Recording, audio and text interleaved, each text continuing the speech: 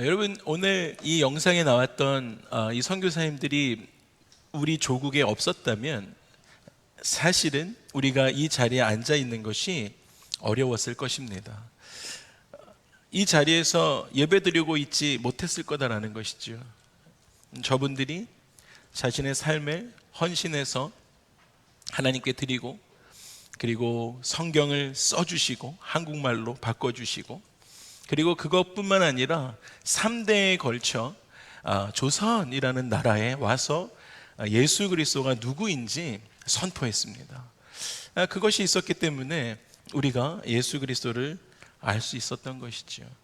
그분들의 관심사는요, 그분들의 삶의 관심사는요, 오늘 여기서 언급된 서서평 선교사님까지 그 4분 5분의 선교사님들의 관심사는요, 예수를 모르는 저 조선 땅에 복음을 전하는 것이었습니다.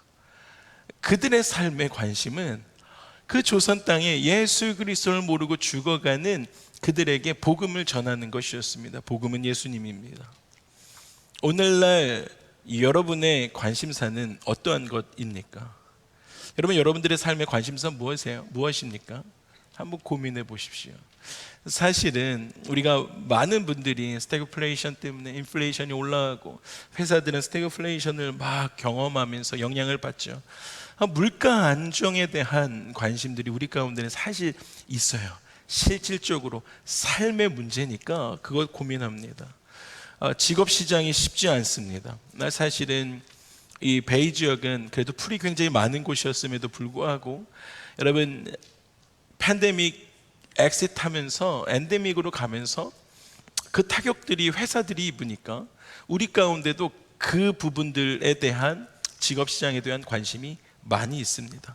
저도 또한 여러분들의 이직, 새로운 직장에 대한 기도 부탁을 받고 기도를 열심히 하고 있습니다. 주님이 들으실 것입니다. 그런데 여러분, 예수 그리스도의 관심사는 또 무엇이었을까 하는 것이에요. 여러분, 우리가 인생을 살아가면서 가장 고민하는 것은 무엇을 먹을까? 무엇을 입을까? 와우, 내가 다음 달 페이먼트를 낼 수 있을까 없을까? 이런 것 고민하고 있지 않습니까? 현실적인 거예요. 눈앞에 있는 것들을 고민하면서 우리는 살아갑니다. 예수님은 어떠한 관심사로 살아가셨을까라는 거예요. 선교사님들의 관심사는 저랬고요, 우리의 인생의 관심사는 이것인데요, 예수 그리스도의 관심사는 무엇이었을까라는 것입니다. 여러분, 예수님의 관심사는 죄인들을 찾아 구원하시는 일이었습니다. 선교사님들은 복음을 모르는 자들에게 가서 복음을 전하는 것이었어요. 예수님을 모르는 자들에게. 예수님은요, 죄인들을 찾아 구원하시는 일이 예수님의 관심사였습니다. 예수님이 한 번은 길을 가시다가 세금을 걷고 있는 마태를 만나세요. 그리고 마태를 제자로 부르시지요. 예수님과 함께 있던 마태는 예수님과 함께 있던 다른 제자들과 사람들을 초대했습니다. 무슨 초대냐면, 와, 내 안에 하나님의 생명 예수 그리스도를 만났다라는 그 마음에서 사람들을 초대하기 시작하죠. 그런데 여러분, 그곳에 관심사가 다른 사람들이 있었습니다. 마태와 같은 종류의 사람들이었어요. 부르심과 거듭나지 않은 사람들이죠. 그 종류의 사람들 누구예요? 소위 바리새인들과 예수님을 향해서 모르고 있는 세금을 걷고 있던 사람들이 그 자리에 모이게 됩니다. 그러면서 이렇게 이야기하죠. 바리새인들 눈에는 다 죄인들만 모여 있는 것처럼 보였어요. 그러니까 바리새인들은 예수님의 제자들을 향해서 이렇게 항의합니다. 마태복음 9장에 보니까 이렇게 이야기하죠. 바리새인들이 보고 그의 제자들에게 이르되, 제자들한테 이렇게, 야, 어찌 니네 선생은 세리와 죄인들과 함께 자리를 할 수 있느냐라는 거예요. 관심사가 다르죠. 예수 그리스도의 관심사는 죄인을 부르러 왔기 때문에 죄인하고 같이 있는 게 너무 당연한 거예요. 근데 바리새인들 눈에는 어떻게 세리하고, 그 더러운 세리들하고 죄인들하고 같이 있을 수 있느냐라고 이야기하기 시작합니다. 그때 예수님께서 이렇게 말씀하십니다. 건강한 자에게는 의사가 쓸데없다. 병든 자라에게야 쓸데있다. 너희는 가서 내가 긍휼을 원하고 제사를 원하지 아니하노라 하신 뜻이 무엇인지 배워라. 그리고 나서 예수 그리스도께서 당신의 이야기를 하십니다. 나는 의인을 부르러 온 것이 아니라 죄인을 부르러 왔다라고 말씀하십니다. 예수님은 죄인들을 찾아 구원하시는 일에 관심이 있으셨어요. 요즘 제가 열린 목자들하고 읽는 책이 있습니다. 팀 켈러 목사님의 탈기독교 시대 전도라는 책입니다. 그 책에서 계속적으로 우리 가운데 문제 제기하는 것이 있는데요. 그것이 무엇이냐면, 기독교에 관심 없는 종족들에게, 기독교에 관심 없는 종족들이요, 지금 미전도 종족이 우리 10대들이고 20대들입니다. 우리 여기 20대들도 있지만 그런 사람들이다라고 이야기합니다. 다시 말해서 돈으로 풍요로운 거예요. 예수 그리스도 없이도 충분히 살아갈 수 있는 사람들의 종족들입니다. 사실은 팬데믹 이전에 이 실리콘밸리가 그랬죠. 뉴욕보다도 더 돈이 많이 돌고 순환이 되어지는 곳이 이곳이라고 했었습니다. 그러니까 사람들이 돈으로 자기가 월급을 많이 받기 때문에 자기 삶을 영위하는 것에 바쁜 것이죠. 하나님, 예수님 찾을 필요가 하나도 없는 것이에요. 또한 인터넷 세대들, SNS에 만족을 얻는 사람들이 더 이상 기독교의 영생에 관심이 없는 거예요. 마치 오늘 살다가 죽어도 괜찮은 것처럼 그냥 이 세상이 전부인 것처럼 살아가고 있는 그 세대들이요.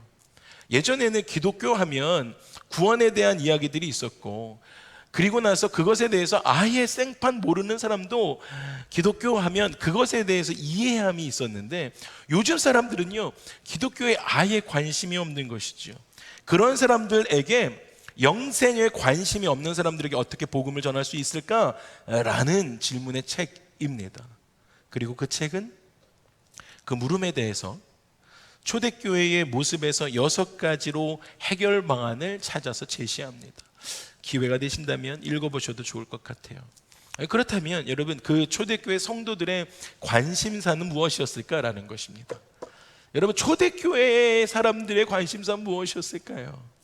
여러분, 엄청난 핍박을 받고 있었던, 여러분이 상상하는 그 핍박, 그 이상의 핍박을 받고 있었던 사람들, 자기의 목숨을 부지하는 것이 다음 달 페이먼트 내는 것만큼 중요했던 사람들인데, 여러분, 우리는 페이먼트의 문제지만 초대교회 사람들은 자기 생명이 달린 문제였음에도 불구하고 여러분, 그 초대교회 교인들에게 가지고 있었던 제1 관심사는 무엇이었을까라는 것입니다. 초대교회 교인들의 관심사는 세상 사람들에게 구원의 길이 되기 위해서 오신 예수 그리스도를 전하는 것이었습니다. 선교가 그들의 관심이었습니다. 전도하는 것이 그들의 관심사였습니다. 어떻게 하면 평안하게 살 수 있을까? 내 안의 삶이 평강할까? 어떻게 하면 내가 행복하게 살 수 있을까? 야, 어떻게 하면 좋은 음식 먹고 건강하게 장수할 수 있을까?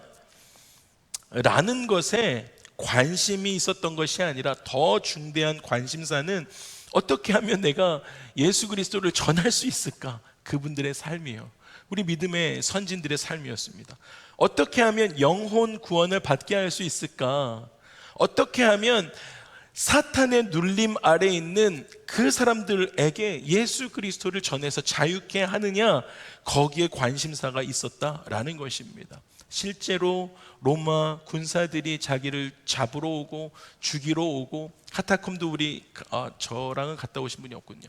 카타콤도 그 안에 숨어서 살고 있는 그 사람들에게도 기회만 되면 예수 그리스도를 전하는 게 초대교회 성도들의 관심사였다라는 것입니다. 여러분, 이런 질문 또 할 수 있어요. 여러분, 오늘날 한국교회를 포함해서요, 우리 이민교회도 마찬가지이지요.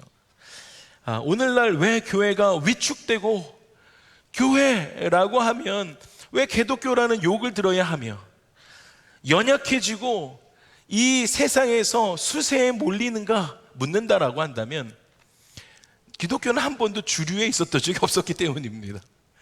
기독교는 늘 수세에 몰렸었어요. 그런데요, 여러분, 중요한 것은 그렇게 수세에 몰려서 지금도 이렇게까지 끝까지 우리 기독교인들이 수세에 몰려있는, 연약함을 노출하면서 몰려있는 단 한 가지 이유를 이야기해라 라고 한다면요, 교회가 선교하는 사명을 잃어버렸기 때문입니다. 여러분, 교회가 전도하는 사명을 잃어버렸기 때문에 지금 오늘날 교회가 이렇게 위축되고 수세에 몰려 있다라는 것입니다. 여러분, 여러분의 인생 가운데 여러분의 아이덴티티가 명확하지 않잖아요. 그럼 여러분의 인생이 흔들리는 것입니다. 여러분, 교회가 마찬가지인 것이에요. 교회의 목적은, 하나님께서, 예수님께서 교회를 세우신 목적은 복음을 전파하라 라는 그 사명이 있었는데요, 여러분, 그 아이덴티티를 잃어버리고 나니까 교회가 세상으로부터 손가락질을 받는 상황이 되었다라는 것입니다. 예수님께서 교회를 세우신 목적에 대해서 이렇게 베드로에게 이야기하시죠. 분명하게 기록하고 있습니다. 마태복음 16장 18절입니다. 또 내가 내게 이르노니 너는 베드로라. 반석이라는 거예요. 그 반석 위에, 여러분의 삶 위에 교회를 세우리니, 여러분, 그 교회가 세워지면, 그 반석 위에 교회가 세워지면, 여러분, 음부의 권세가 이기지 못하는 것입니다. 할렐루야. 여러분, 세상이 교회를 건드릴 수가 없는 것이에요. 그 거룩한 공동체를 향해서 손가락질을 쏟는 것이죠. 왜냐하면 자기네들과의 삶과 전혀 다르게 살아가고 있는 그들의 모습을 보면서 그들이 도전받는 삶을 살게 하고 있기 때문이다 라는 것입니다. 그래서 예수님은 베드로를 향해서 음부의 권세가 너의 삶을 건드리지 못할 거야, 음부의 권세가, 세상의 권세가 교회를 건드리지 못할 거야 라고 말씀해 주고 계시다라는 것입니다. 여러분, 우리의 아이덴티티, 우리의 사명은 이것이다라는 것이에요. 그가 세우신 교회가, 예수 그리스도가 우리 가운데 세우신 그 교회가 성령의 능력을 받아 음부의 권세를 깨뜨리는 것이죠. 그리고 감옥에 갇혀있는, 영적인 그 감옥에 갇혀있는 영혼들에게 복음을 전하는 사명을 주셨습니다. 와우. 그런데요, 역사적으로 볼 때 교회가 그 사명을 잊어버리잖아요. 초대교회는 그 많은 아이가 부모 앞에서 굶주린 개에 물려 죽는 그 상황에서도요, 원형 경기장에서 기독교인이다 라고 해서 너희들 기독교인 다 나와라 라고 해가지고 모든 로마 귀족들이 앉아있는 그 원형 경기장에 예수 믿는 사람들만 모아놓고 맹수를 풀어서 맹수가 사람들을 잡아먹는 것을 보게 하는 그 핍박 속에서도요, 초대교회의 교인들은요, 그 믿음이 흔들리지 않았다라는 것입니다. 그 마음을 가지고 살았다는, 그래서 초대교회는 건강했어요. 아이덴티티를 명확하게, 그 사명을 전하고 있었기 때문입니다. 교회는 그 능력을, 사명감을 잃어버릴 때 예수님과 다른 관심사의 교회가 한눈을 팔기 시작하잖아요. 그 초대교회의 외적인 어려움들은 많았지만 튼튼할 수 있었던 건 그들이 사명을 지켰다라는 것이고요. 그런데 지금 오늘날 우리 교회가 사명감을 잊어버리고 예수 그리스도가 아닌 다른 곳에 관심사를 두고 한눈을 팔기 시작할 때 교회는 그 능력을 상실해버리고 만다라는 것입니다. 그리고 세상도 우리를 그렇게 보는 것이지요. 그리고 교회는 폐쇄적인 집단으로 전락해 버립니다. 2000년 전이나 지금이나 그리고 장래에도 교회의 사명은 무엇입니까? 맞습니다. 복음을 전하는 것입니다. 여러분, 우리 공동체는 복음을 전해야 됩니다. 그래서 리빙 워로도 나가는 것이죠. 리빙 워로도 매주 많이 나와주셔서 감사해요.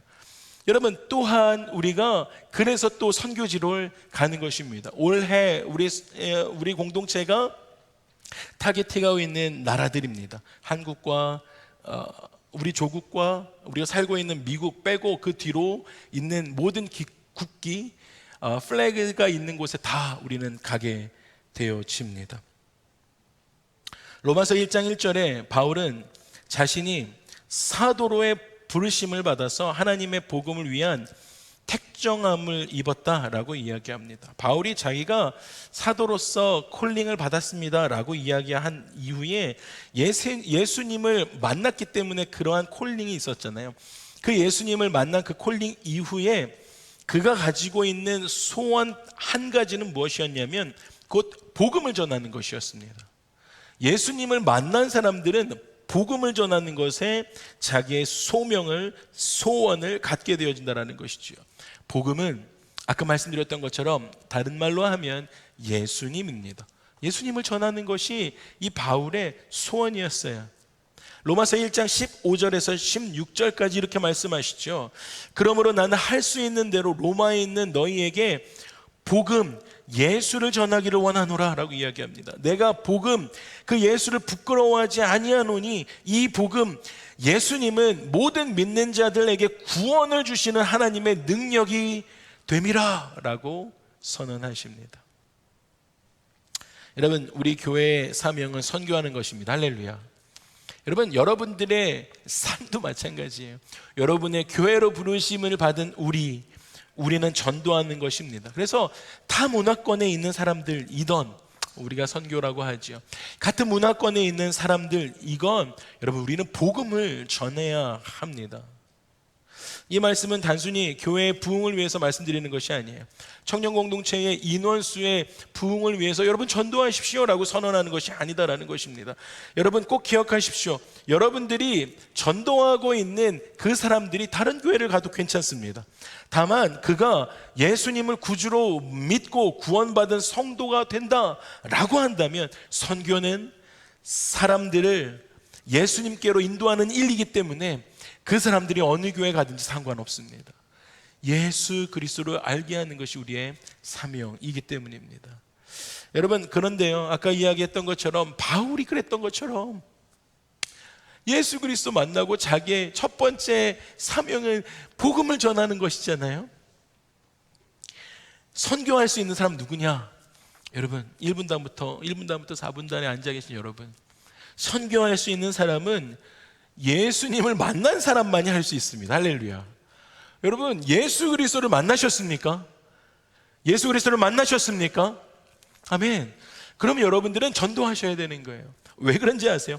성경에 나와 있는 모든 사람들이 그렇게 했기 때문이에요.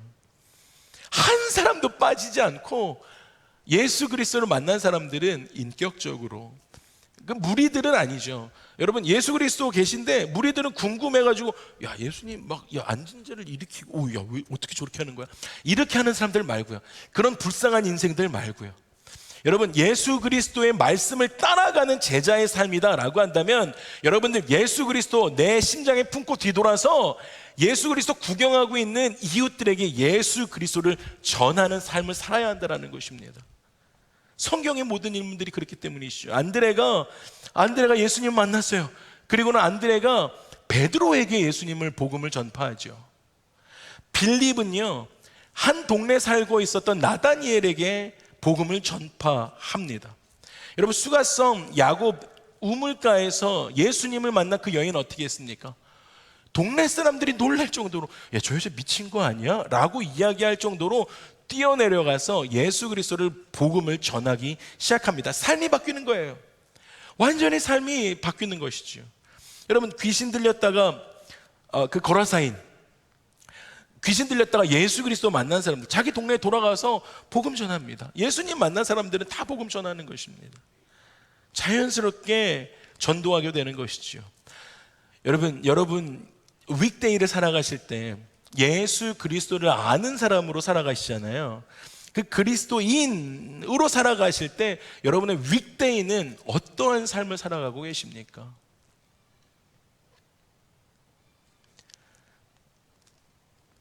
(2023년에요) 올해 우리 여러분의 삶 가운데 선교할 수 있는 여러분의 삶의 환경을 좀 만들어 주셨으면 좋겠습니다.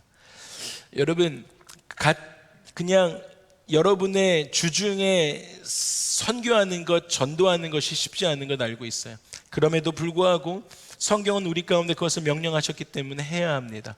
그런데 그게 어려우시다라고 하신다면요, 선교적인 환경을 여러분의 삶에 만들어 주시면, 마음의 열정을 가지고 여러분들이 그것을 하시면 그곳에 가서 성경이 우리 가운데 명령한 그 복음 전파하는 일을 하실 수 있습니다. 2023년에 여러분의 삶에 선교할 수 있는 환경으로 만드셔서 여러분 한 분 한 분이 한 열흘 정도 가거든요. 보통 우리 단기 선교들이 그 열흘 안에 동안에서 복음의 열정을 가지고 살아가시는 2023년 저와 여러분의 삶이 되기를 주님의 이름으로 축복합니다. 여러분 그렇게 하셨으면 좋겠습니다. 여러분, 그래서 우리가 선교지에 가서 복음을 전하기 시작할 때 보통 두 종류의 사람들 만나요. 선교지에 가셨어요. 그래서 이 8개 나라들, 하나, 둘, 셋, 넷, 다 10개의 나라들을 갈 때 여러분들이 그 안에서 만나게 되는 사람들이 있습니다. 어떤 사람들 만나게 되냐면 주로 도와달라고 손짓하는 사람들입니다. 선교지에 가시면 오셨군요, 저에게 예수님의 마음을 주세요 라고 손짓하는 사람들을 만날 수 있습니다. 여러분, 먼저는 여러분들의 삶 안에 여러분의 삶의 도움, 여러분들의 도움을 필요로 하는 사람들을 찾는 것이 중요하거든요. 근데 그런 것이 그 선교지에 가면 그 필드가 마련이 되어 있기 때문입니다. 3년 전에요, 제가 작년에 갔던 거는 성지순례였기 때문에 조금 다른 거였고, 저는 예수전도단이라는 선교단체에서 10년 동안 사역하면서 몽골을 타겟팅해가지고 5년 연속 계속 가서 거기에 예배를 세우는 작업들을 했었습니다. 예수를 모르는 사람들에게 복음을 전하고, 그리고 예수를 모르는 사람들에게 제가 심지어 드럼도 쳤었거든요. 그래서 드럼도 가르쳐주고, 다른 팀원들이 다른 악기 세미나도 해주면서 예수 믿지 않는 사람들에게 그러한 복음들을 전하기 시작했습니다.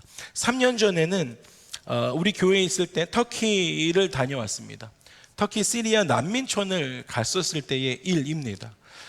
저희가 가가지고 과자 한 봉지씩 나눠주는 거예요. 사진을 보여주시겠어요? 그래서 요 상황이었습니다. 과자 한 봉지씩 나눠주고, 같이 가셨던 청년들 계시죠? 그리고 초콜릿도 나눠주는 거예요. 이거를 받기 위해서 아이들이 얼마나 손을 내미는지 모릅니다. 그때 제 안에 이 아이들에게 이거 나눠주면서 그 마음이 드는 거예요. 수가성 우물가의 여인을 만났던 예수님이 이렇게 말씀하셨잖아요. 예수님이 아이에게, 그 여인을 이렇게 이야기합니다. 너 이 물 마셔봤자 다시 목마를 건데, 그렇게 이야기하시잖아요. 그렇죠? 그런데 예수 그리스도께서 내가 주는 물 마시면 목마르지 않을 거야. 그리고 그 물이 그 사람 안에서 계속 그 안에서 솟아올라서, 와우, 얼마나 큰 영생이에요. 그 말씀이 너 안에서 계속 솟아올라서 영원히 목마르지 않는 샘물이 네 안에 있게 될 거야 라고 예수님이 말씀하셨던 그 장면이 기억이 나는 거예요. 여러분, 저 현장에서 아이들에게 간식 나눠주면서 그 아이들 과자 한 봉씩 받아가봤자 5분이면 먹어요. 5분이면 그 만족이 끝나는 겁니다. 세상의 만족이 그래요. 유한하죠. 5분 안에 걸 다 먹어요. 제가 계속 그 나눠주면서 기도해 주는 것이죠. 하나님이 이 아이들 만나 주십시오. 하나님의 마음이 전해지도록 이 아이들에게 함께 해주세요라고 끊임없이 기도했습니다. 주면서요. 어쨌든 주님께서 만나 주셔야 아이들 안에서 있는 그 계속적으로 솟아 올라오는 그 목마르지 않는 샘물이 그 아이들에게 있을 텐데, 영생의 샘물 맛보게 해달라는 기도였습니다. 그리고 그 아이들은 그 과자와 초콜릿을 달라고 계속해서 우리에게 왔고, 하나 가지고 가지 않아요. 계속 와가지고 더 달라 그럽니다. 그리고 우리는 예수님이 너를 사랑하셔, 그리고 예수님에 대해서 복음을 전했습니다. 마음을 나누고 이어서 선교사님이 사역하도록 우리가 상황들을 만들어 드렸습니다. 단기 선교가 할 수 있는 펑션이 있어요. 특히 무슬림권은요, 단기 선교 팀들이 가서 할 수 있는 펑션이 있고, 롱텀으로 가 계신 선교사님들이 하실 수 있는 사역의 구분이 있었기 때문에 무슬림 국가에서요, 그래서 우리가 그것을 잘 지켜서 선교사님들이 장기적인 선교 안에, 플래닝 안에서 사역할 수 있도록 상황들을 만들어 드렸습니다. 여러분, 도와달라고 하는 분들에게 우리의 삶에, 그리고 선교지에서 우리가 우리의 마음을 들이면서 그들을 도울 수 있습니다. 여러분 삶 안에서 도움을 필요로 하는 사람들 꼭 찾으십시오. 여러분, 회사에서도, 그리고 삶에서도, 그리고 그렇지 않다라고 한다면 선교지를 가시면 여러분들에게 도움을 필요로 하는 자들을 만날 수 있습니다. 여러분, 우리 공동체는요, 여러분들 얘기하는 거예요. 다른 사람이 이야기하는 것이 아니라, 여러분, 우리 공동체는 10월 22일부터 열흘간 브라질 아마존에 갑니다. 와우, 할렐루야. 네, 너무 좋아하시는 게요. 좋아하시네요. 우리 공동체는 브라질 아마존 갈 거예요. 여러분들 사인업 해주셨으면 좋겠습니다. 여름 성경학교 하고요, 교육하게 됩니다. 아이들 교육하게 되어지고, 그리고 의료 선교 하려고 합니다. 여러분들 도와달라고 하는 아이들에게 복음 들고 나가셨으면 좋겠어요. 도움이 필요한 사람들을 우리가 발견해야 하기 때문입니다. 여러분들 꼭 나가셔야 됩니다. 여러분, 여러분의 삶을 움직이셔야 돼요. 여러분, 계속 그냥 페이지하게 살아보세요. 이 삶에 어떤 챌린지도 일어나지 않을 것입니다. 여러분, 우리 가운데 주신 소명 가지고 나아가시고 만나야 한다라는 거예요. 여러분, 사진에서 나왔던 이 아이들에게 저희가 저 정글 깊숙이 들어가지는 않습니다. 그건 또 장기 선교사님들이 하실 수 있는 일들이십니다. 왜냐하면 우리가, 여러분들이 가게 되면 할 수 있는 것이 한계가 있어요. 아까 나왔던 그 아마존 강 줄기에 따라서 그 조금 사이드에 있는, 저쪽에 저 안에 사는 친구들 말고 저 강에 있는, 강가 오른쪽에, 왼쪽에 있는, 주변에 있는 선교 센터로 가게 되어집니다. 여러분, 이 아이들에게 복음으로 성경 학교를 여러분 해주셨으면 좋겠어요. 그러면 좋은 성경 교사들이 되어 주십시오. 여러분들 초청합니다. 여러분들 다른 어떠한 것 없어도 여러분들이 만난 예수 그리스도를 전해 주시면 됩니다. 여러분, 이 아이들에게 여러분들이 가지고 있는 탤런트가 있으시잖아요. 미술도 가르쳐 주셨으면 좋겠어요.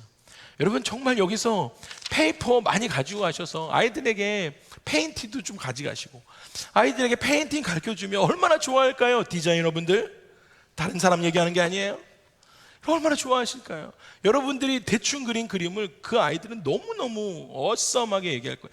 사진 찍어서 폴라로이드 주는 것도 너무너무 좋아해요. 여러분들 선교 베이스에 컴퓨터가 있다고 합니다. 그 컴퓨터를 이용해서 컴퓨터도 가르칠 수 있대요. 엔지니어 분들, 여러분 정신 똑바로 차리시고 잘 들으십시오.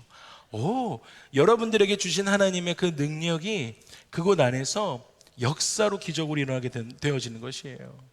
여러분, 동네분들과 아이들에게, 그곳에 있는 동네분들과 아이들에게 여러분의 의료 기술이 그 영혼과 생명을 살릴 수 있습니다. 메디컬 닥터들, 간호사님들, 할렐루야, 도와주십시오. 그것이 성경이 말씀하고 있는 도전이기 때문입니다. 여러분, 꼭 전공하지 않아도 괜찮아요. 그리고 선교지에서는요, 여러분의 삶에 당연히 가지고 있는, 여러분들이 가지고 있는 그 어떠함이 그곳에서는 기적이 되어집니다. 예수님 만난 모든 사람이 예수님을 전했습니다. 할렐루야. 여러분, 휴가 조정해 주십시오. 10월 달입니다. 주님의 이름으로 나아가셔서 그들에게 복음을 전하셨으면 좋겠습니다. 여러분, 그래서 예수님께서 만나셨던 사람들은 거의 대부분 도움을 필요로 하는 사람들이었죠. 병든 자들이었어요. 아픈 사람들이었어요. 그리고 그것이 치료받고 예수 그리스도를 영접하게 됩니다. 여러분, 귀신 들린 자들도 성경이에요. 예수 그리스도를 만났죠. 예수를 모르는 사람들도, 가정에 어려운 문제를 가지고 있는 사람들도 여러분들이 가서 들어주기만 하셔도, 사회에서 소외된 자들, 성경에 있는 사람들의 이야기하는 것이에요.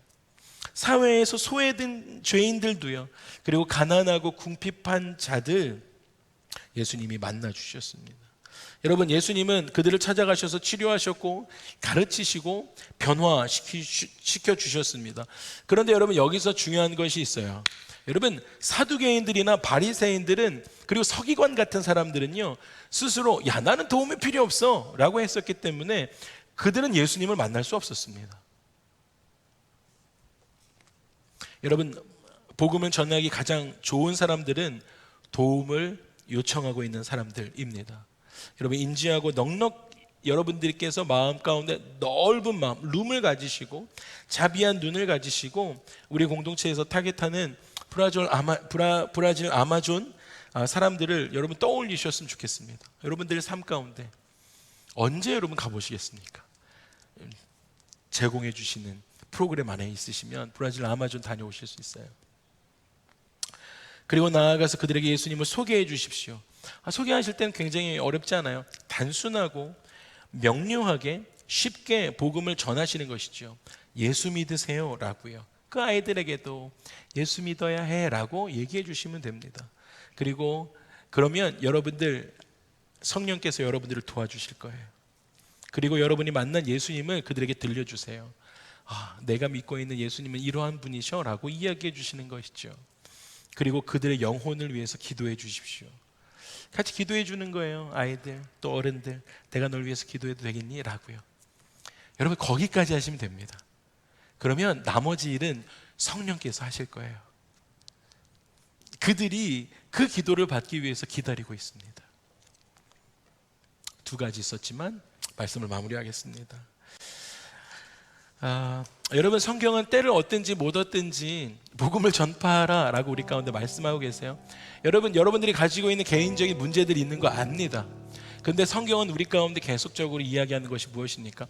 때를 얻든지 못 얻든지 복음을 전파하는 것이에요. 선교하는 것입니다. 목사님, 저는 그러면 때를 얻든지 못 얻든지 그냥 제 베이 지역에서 할게요. 괜찮아요. 하십시오. 리빙 워러드 하시고 여러 가지 하십시오. 그런데 여러분들, 그러한 상황들 내가 정말 액티브하게, 프로액티브하게 그 복음 전파하는 것이 아직 조금 잘 못하겠다라고 하신다면 여러분의 환경을 선교 환경으로 바꾸시면 됩니다. 그것이 여러분, 그 첫걸음이 티켓팅하는 것이에요. 같이 브라질 티켓팅하는 거예요. 그러고 나시잖아요. 그러면 여러분들, 이 지역에서 내 삶의 바운더리에서 못했던 일들이 그곳에 가서 하는 여러분들을 보면서, 하나님, 저는 가지고 온 게 이것밖에 없는데 하나님께서 주신 그 은혜들로 말미암아 말할 수 없는, 여러분 평생 느껴보지 못한 그 은혜들을 그곳에서 체험케 해주시는 거예요. 여러분, 그렇게 하십시오. 여러분, 때를 얻든지 못 얻든지 복음을 전파해야 되는데 어리석은 인생들은 어떻게 하는지 아세요? 전도서 11장에 보니까 풍세를 살펴보는 자는 파종 못한대요. 그러니까 바람이 많이 부니까 이거 바람이 너무 많이 불어가지고 이거 그 씨를 뿌릴 수가 없겠군, 이거 걱정하는 인간이에요. 그리고 나서 구름만 바라보는 자도 거두지 못한다는 거예요. 구름을 보니까 막 구름이 지나가니까 야, 이거 비가 언제 내릴지 모르겠군, 그러면 우리 수확을 못하겠어, 이거 걱정하는 인생인 것이죠. 여러분, 계속 거기에 머물러 계시잖아요. 그러면 바람 부는 것만 바라보는 삶이 되는 거예요. 여러분의 인생 가운데, 여러분의 인생을 통해서 예수 그리스도를 알게 되어지는 영혼이 한 명도 안 나타나는 것이죠.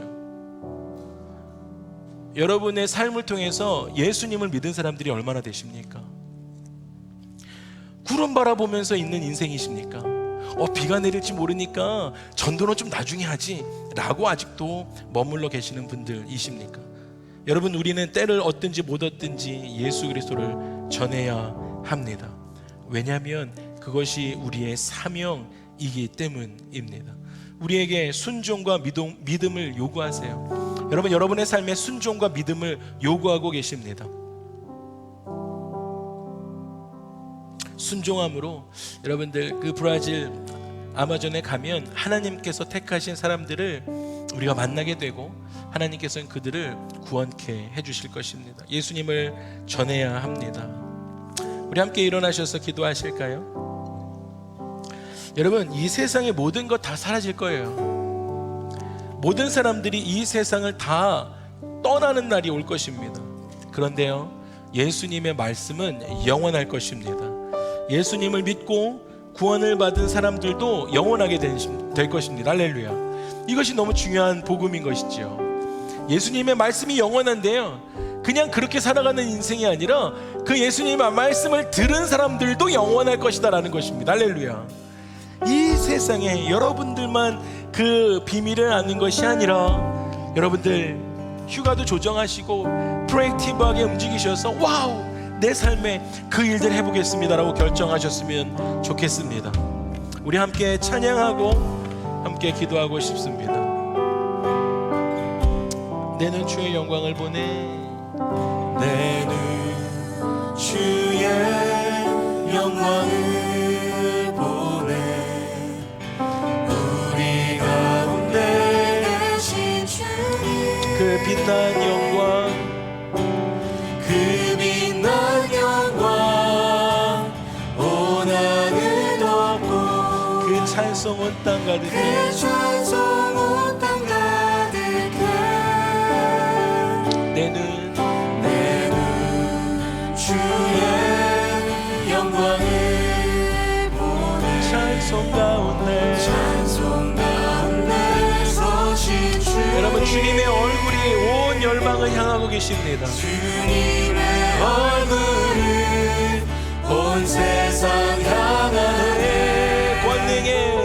권능의 발을 드셨네. 주의 영광, 주의 영광 이곳에 가득해. 우리 선의 주님과 함께 찬양하며 우리는 전진하리.